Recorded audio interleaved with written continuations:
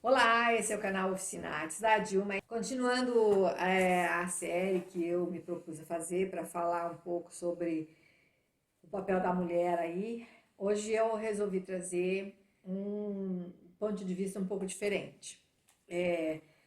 Eu já falei, né, que eu fui criada numa família cristã, o meu pai pastor.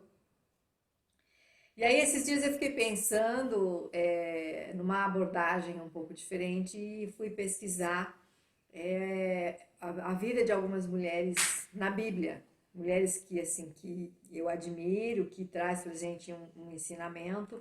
E também para trazer para vocês alguma coisa um pouco diferente, né? Uma interpretação diferente do que a gente costuma ouvir, geralmente quando se fala das mulheres do ponto de vista cristão ou as mulheres na Bíblia.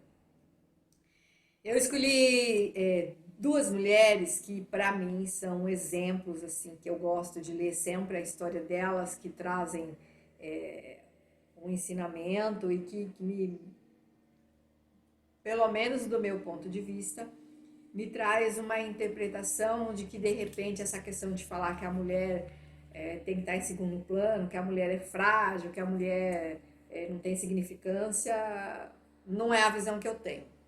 A minha interpretação, quando eu vejo essas mulheres, é muito diferente. São mulheres fortes, mulheres que enfrentam batalhas, que deixam exemplos de muita coragem, de muita iniciativa. A primeira delas que eu quero citar para vocês aqui tá no livro lá de Juízes, para quem não conhece, depois eu vou deixar o link aí do texto bíblico para vocês, mas eu quero falar, começa lá no capítulo 5, que começa a contar a história dela. O povo de Israel está sendo oprimido por mais de 20 anos, e aí então aparece a figura de Débora como juíza para ajudar o povo. E aí tem uma nação lá que está querendo guerrear com o povo hebreu, etc. E o chefe do exército vem falar com Débora. A Bíblia fala que nesse tempo ela está julgando o povo de Israel debaixo de uma palmeira. Inclusive o texto bíblico nos relata que essa palmeira depois é chamada a palmeira de Débora. Bom, a questão é que o chefe do exército vem falar com ela. Ela recebe lá uma orientação de Deus, ela é uma sacerdotisa, e ela recebe uma orientação de Deus e que o povo deve ir para a guerra, que o povo vai ganhar a guerra. E o comandante do exército fala com ela assim, fala, bom, tudo bem, mas se você não for comigo, se você não me ajudar a comandar essa guerra, a comandar o exército, eu não vou se você não for comigo. E aí ela então se dispõe a ir para a guerra. E interessante que o texto fala que essa mulher é casada, inclusive tem o nome do marido dela, ela é mulher de Lapidote, tá lá citado. Veja, não é uma mulher qualquer, é uma mulher que tem família, que tem marido, e ela tá ali no papel de juíza, julgando uma nação e comandando uma guerra. E aí, nesse contexto, aparece uma outra mulher também, e ela chega pro chefe da guarda, o chefe do exército, e fala assim, olha, nós vamos para a guerra, mas quem vai ganhar a guerra, ou quem vai, no caso, eliminar o comandante adversário, não é você que é o comandante, é uma outra mulher. E aí aparece também, nesse contexto, a figura de Jael, é uma outra mulher, que também é uma mulher que é casada, e aí eles vão para a guerra e nesse contexto lá do Velho Testamento, gente, a gente tem que compreender que nós estamos no contexto bíblico no tempo da lei, tá? E no tempo da lei, quando o inimigo ele é sucumbido, quando ele é dizimado, todos são eliminados, todos são mortos ao fio da espada, tá? É o contexto bíblico. E aí ela fala, ela já avisa que quem vai matar o comandante inimigo é essa mulher, essa outra mulher, que é a Jael. E é exatamente o que acontece, você vai ler lá o texto, eles ganham a guerra e quando tá finalizando, então o chefe do inimigo ele foge e a Jael então atrai esse chefe para a tenda dela e com muita coragem esse homem chega lá cansado e ela distrai ele e ele pede que ele quer água, ela dá leite a ele, ele adormece na tenda, ela pega uma estaca crava essa estaca na testa desse comandante, crava a cabeça dele no chão e mata, né, o adversário. Então, realmente acontece assim como Débora ela fala, né? Eles vencem a guerra comandados por ela e a Jael mata o comandante inimigo. E o texto ainda finaliza colocando assim que depois dessa vitória o povo então tem lá durante 40 anos um período de paz, né? Que ali Débora está conduzindo o povo. Veja que uma mulher que consegue ganhar uma guerra, uma mulher que vai comandar um exército, que vai, né? E essa outra figura da Jael lá que consegue matar um comandante, um guerreiro inimigo, não são figuras de mulheres que podem ser falar assim, é uma mulher que está lá em casa, que é piloto de fogão, né? Vamos colocar aí entre aspas, que é assim que as pessoas gostam de denominar as mulheres, né? Mulher que fica lá na cozinha que vai cuidar dos filhos. Não, são líderes, são guerreiras, são mulheres com muita inteligência, com muita força. Uma outra figura que eu gosto também, que inclusive tem um livro inteiro que conta a história dela, é a figura de Esther. Essa é uma outra mulher que vem também aí num contexto interessantíssimo. Esther, ela é da época dos faraós, né? E aí a gente vê que ela sobe ao trono porque a rainha anterior, que era a Vasti, ela desobedece o rei chama ela para um banquete e naquele tempo a rainha não poderia jamais desobedecer a um chamado do rei.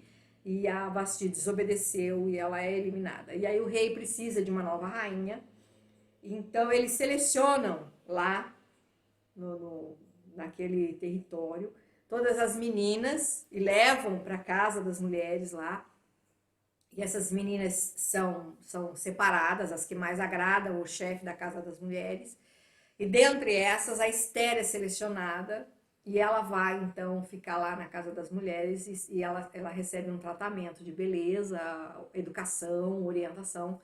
E essas meninas que são selecionadas, elas vão ser apresentadas ao rei e dentre elas, uma é escolhida para, então, assumir o trono com ele e se tornar rainha. E aí a Esther, ela cai nas graças do chefe da Casa das Mulheres e ela é orientada, e quando ela é apresentada ao rei, ela é escolhida e se torna rainha. Bom, em todo o contexto da história lá, a gente lendo, ela vai então ter uma representatividade muito grande, inclusive de proteção do povo hebreu.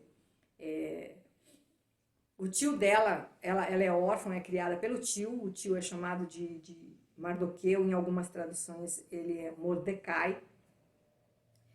Ele fica ali próximo do palácio, sempre procurando saber se ela tá bem, se ela tá se portando bem, se ela tá sendo bem tratada. E estando ali próximo ao palácio, ele descobre que estão tramando a morte do marido dela, que é o rei. E aí ele conta para ela vai, então comunica ao rei, e o rei descobre que é verdade, manda matar os oficiais lá que estão tramando a morte dele e tal. Sobe um outro oficial ao cargo e esse outro oficial se torna então o braço direito do rei e se desagrada do Mardoqueu e trama a morte do Mardoqueu e de todo o povo hebreu. Novamente, o Mardoqueu fala para Esther o que está acontecendo.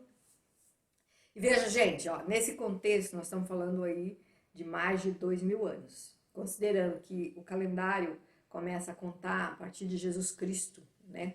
A gente sabe aí, é a nossa realidade. Então, isso é antes, é no Velho Testamento, antes do nascimento de Jesus. Então, as regras, as leis eram muito severas. E ela, mesmo sendo a rainha, ela não podia simplesmente entrar no palácio e falar com o rei. Ela precisava ser chamada. E ela fala com o tio dela, ela falou, olha, eu não posso simplesmente ir lá novamente falar com o rei para poder dizer o que está acontecendo. E aí ela e a família e as serviçais dela, elas falam assim, não, vamos fazer um jejum, vamos orar, vamos pedir a direção de Deus. E aquilo que Deus me orientar, eu vou, então, fazer para que eu possa falar com o rei e ele me receba. Porque se ela entrasse no palácio e o rei não estendesse o cetro para ela, que era um costume da época, então ele poderia até mandar matá-la. Aí ela tem a brilhante ideia de, ao invés dela ir lá e falar com o rei, simplesmente ela convida o rei para um banquete junto com esse capitão lá, que é o oficial dele, o Amã, para poder então falar com o rei o que está acontecendo. E ela é tão inteligente que ela se prepara e aí não oferece um banquete só para o rei, mas também para o inimigo, que é o Amã, que está, na verdade, tentando matar o tio dela e todo o povo dela. Ela faz o primeiro banquete, o rei fica muito encantado com ela. E no final do banquete, o rei então fala para ela: minha rainha, o que você quer? E ela fala: olha, eu quero que o rei amanhã novamente venha e participe novamente do banquete comigo. E ela faz isso por 3 noites seguidas, com muita inteligência, com muita delicadeza, né? E honra não só ao rei, mas ao convidado, que na verdade é o inimigo. E no final da terceira noite, aí sim ela revela ao rei. E ela fala para o rei fica tão encantado que diz a ela assim: minha rainha, se você me pedir até metade do reino, eu ofereço a você. E ela fala: não, rei, eu não quero isso. Eu quero a minha vida. Ele fala assim: como assim você quer a sua vida? Aí ela declara que estão tentando matar o povo hebreu e ela, sendo hebreia, seria morta junto com o povo. Veja, gente, é tão interessante esse texto. Você precisa ler lá para ver todas as minuciosidades e como tudo acontece e tal, que é muito legal, né? Nesse contexto aparece também a mulher do Amã, tramando lá com ele a morte do Mardoqueu, manda fazer até uma forca no pátio do palácio, etc. Bom, o fato é que essa rainha, com toda ali a inteligência, a delicadeza dela, ela consegue dizer para o rei tudo o que está acontecendo. E no final, quem vai para a forca é exatamente o Amã e toda a família dele, que é dizimada ali, tá? Mas assim, por que que eu quis trazer para vocês essas duas figuras bíblicas?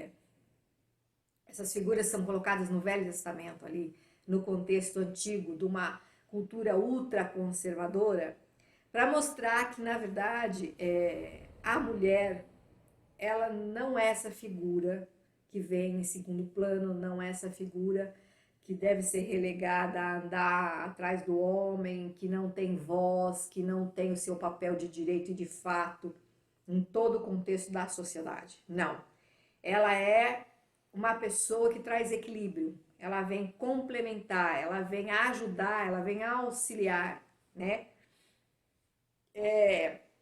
Eu já tive a oportunidade de ouvir ministrações onde toda a análise, por exemplo, da criação, do contexto da criação da mulher é colocada da seguinte maneira: Deus não tirou a mulher da cabeça do homem para que não estivesse acima dele. Deus também não tirou a mulher do pé para que ela não estivesse abaixo dele. Mas Deus tirou da costela, ou seja, do meio, para que ela ande ao lado dele, junto, entende? Então, eu quis trazer essa interpretação desse outro ponto de vista, porque eu acho importante, eu acho interessante. Ainda hoje, muitas mulheres, no meio do cristianismo, por exemplo, têm essa visão distorcida de que a mulher não tem voz, de que a mulher deve ser submissa incondicionalmente ao marido, obedecer em tudo ao marido. Pasmem vocês que ainda tem mulheres que por exemplo, vão lá e falam com seus pastores em aconselhamento que estão apanhando, que estão sendo agredidas e não denunciam o marido. Ah, não, o marido é o chefe, é o cabeça e eu não posso falar nada. Não, tá errado. Nenhum texto bíblico vai endossar que o marido tem que espancar a mulher, que tem que bater. Não, muito pelo contrário. Olha, Jesus Cristo já veio, entendeu? E Jesus Cristo é só amor, é só respeito. E o texto bíblico fala que o marido ele deve honrar a sua mulher. E honrar a mulher não é bater, não é espancar, não é humilhar. De jeito nenhum. Isso é inadmissível. Em nenhum contexto isso é aceitável. Tá certo? Então, assim, eu como filha de pastor, como esposa, como cristã, eu acho que eu me senti assim no dever e na obrigação de vir aqui e trazer essa minha fala também. porque eu não posso aceitar que em pleno século XXI ainda se tenha essa fala de que uma mulher tem que ser relegada a segundo plano, tem que se deixar bater, tem que se deixar humilhar. Não, isso não existe. Não aceito isso, não pode. Em nenhuma realidade isso é possível. Tá certo? Então, inclusive, assim, tem um texto que no capítulo 31, ainda no Velho Testamento de Provérbios, que fala sobre a mulher sábia. Entendeu? Ali é uma mãe orientando o seu filho e fala que essa mulher é uma mulher que compra, vende, é uma mulher que ela tece roupa para sua família, ela é uma artesã, ela tem serviçais ao seu comando, ou seja, ela administra as suas funcionárias. E o texto, bom, eu vou deixar anotado aí na descrição do vídeo o texto certinho para vocês irem lá e ler, gente, ler, porque precisa entender isso. Essa mulher não é uma mulher, sabe, uma mulher que compra, vende, tece roupas, administra uma casa, tem empregadas. E o texto termina falando que o marido, entendeu? Ele honra essa mulher, ele sente orgulho dessa mulher. Ela é colocada assim como uma mulher sábia. Ou seja, é uma mulher que tem capacidade de administrar qualquer coisa.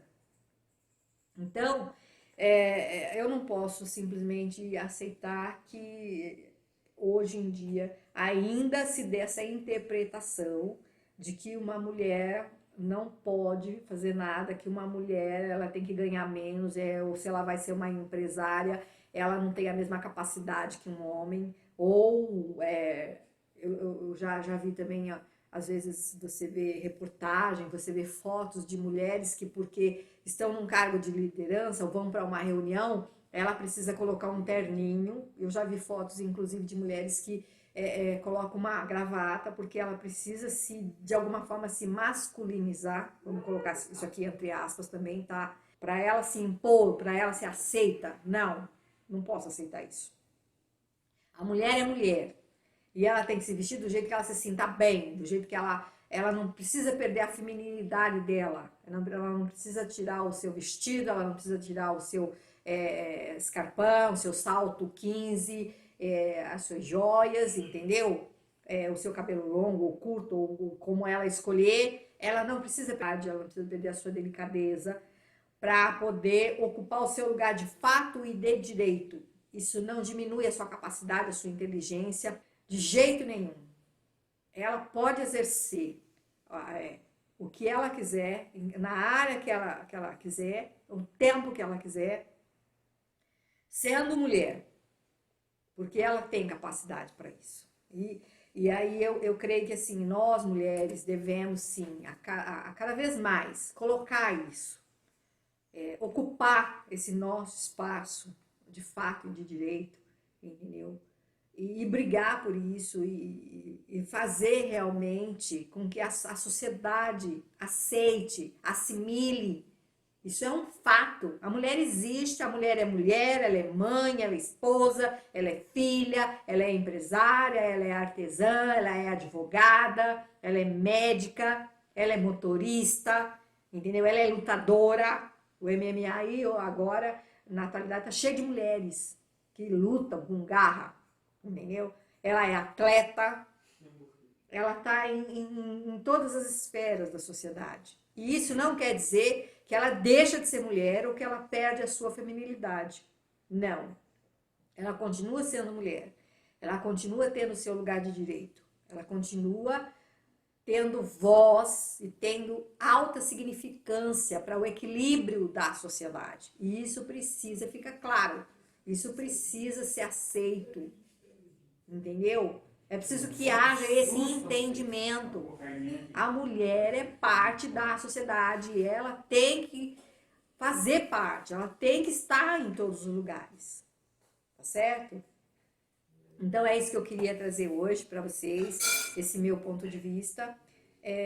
Eu vou deixar na descrição do vídeo o link dos textos que eu mencionei aqui, falando sobre Débora, falando sobre Esther, falando sobre a mulher sábia, entendeu? Para que vocês leiam, para que vocês conheçam essas histórias, entendeu?